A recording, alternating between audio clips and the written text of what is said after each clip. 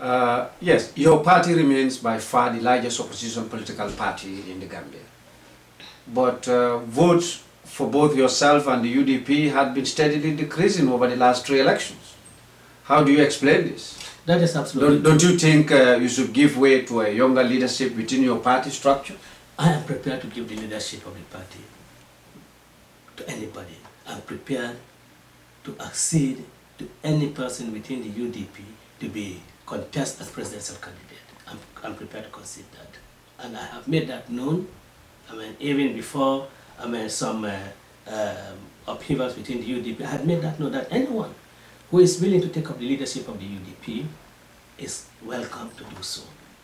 After all, I did not seek leadership of the UDP. I was drafted, and I'll be quite willing to relinquish the leadership position. And for that matter, presidential candidate to any person within the UDP. The decline, of course, in the votes has various factors.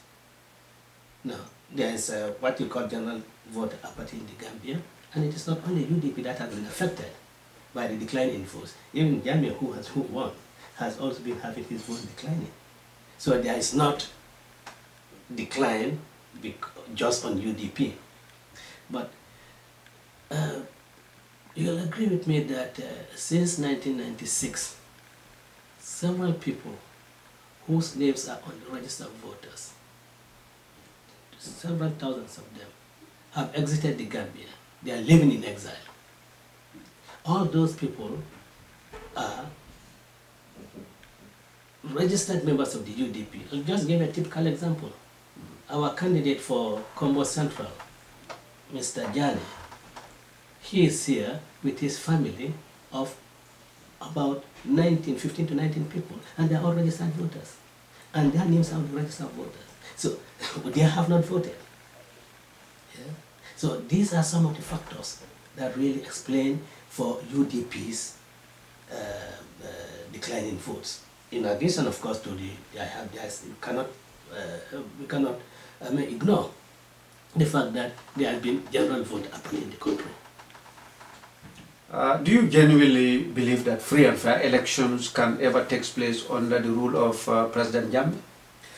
Well, I don't want to be too pessimistic. I also do not want to be too optimistic.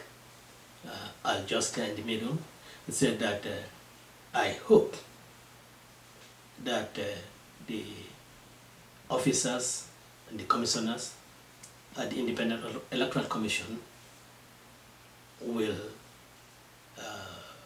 be men who will follow the dictates of their conscience, that they will be men who will want to leave behind them a legacy which their children and grandchildren will be proud of. And I hope that they will be and act like the Electoral Commission in Sierra Leone, which commission did not care who was a minister, did not care who was a president or vice president. All that they cared about was that these are two candidates competing for the office of president and competing for various electoral, for the various elective offices. So they never had any bias for any of them. I hope that our Independent Electoral Commission will do the same. Now, it's just 2 years before the next presidential elections. How prepared are you for this? Well, we are gearing up to the 2011 presidential elections. We are mobilizing at the grassroots level and at various constituencies. And, right now, the youth movement is preparing for a tour of Upper River and Central River regions, which will last for at least a fortnight.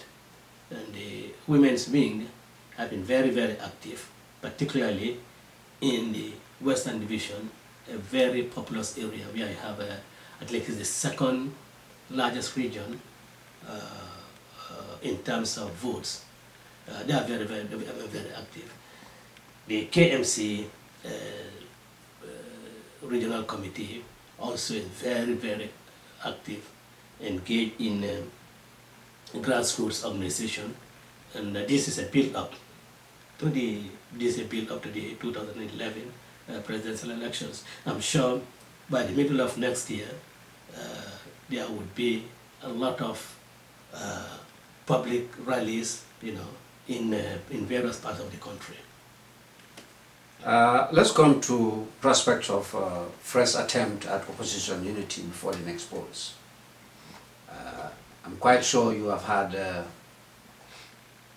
contacts with some Gambians in the diaspora here, particularly in America here, who are calling for opposition unity to face the next general elections.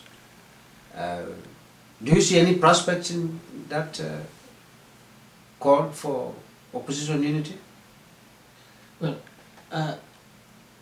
let me say that I have absolutely no doubt that all the parties in the Gambia would want to have a united front. There's absolutely no doubt about that. And I believe that the modality of forming such a front is the issue that is to be discussed. But the issue of getting together, certainly I don't think it's an issue that calls for any discussion, that calls for any debate. It is only how do you get together. And I want to think that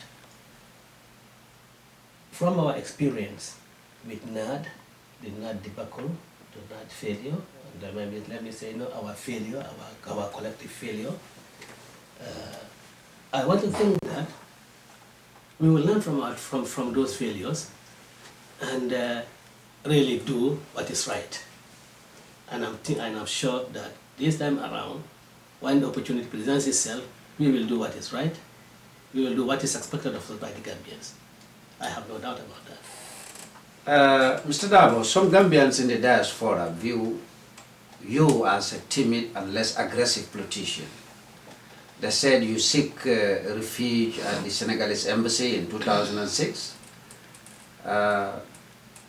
Is this accusation fair? Well, look, everyone is entitled to his opinion. Opinion and facts are different. If you make factual, if you make factual statements, I do not. I can really I wouldn't have any problems with that. But when you express your own opinion, I leave it to your own opinion. Now, in fact, I think I read in Mr. Sar's book, something about this. But you see, the truth is that we have. You mean Mr. Samsudin Sar, the former that's right. army soldier who worked for Yahya Jammeh? That's right. Yes, at least trying to portray me as a coward, so forth. But that is his opinion, and Samsudin had belonged to a regime that showed its brutality in every aspect. The interrogation on TV of Yahya Jammeh and those people, just showed to what extent they can go. And if he was not in custody at the time of the 1996 elections, he would have carried out any orders against us. So I cannot be reckless, just to, in as much as I know that I was taking risk, but I will not be reckless to take a risk knowing fully well that I'll be exposing myself to harm and danger. I will not be doing that. If I had ignored those warnings and I was killed, by now it will be a matter of face. Oh yes, Mr. Darboe, and not a single finger would have been raised up. Those in the diaspora who are making these baseless allegations or who are expressing these baseless opinions, I ask them to come and join me in the Gambia, please, so that we come together, fight Jammeh, and with them at my back, I will have the courage to go to Jammeh and put my hands into his eyes. Let them come and join me in the Gambia.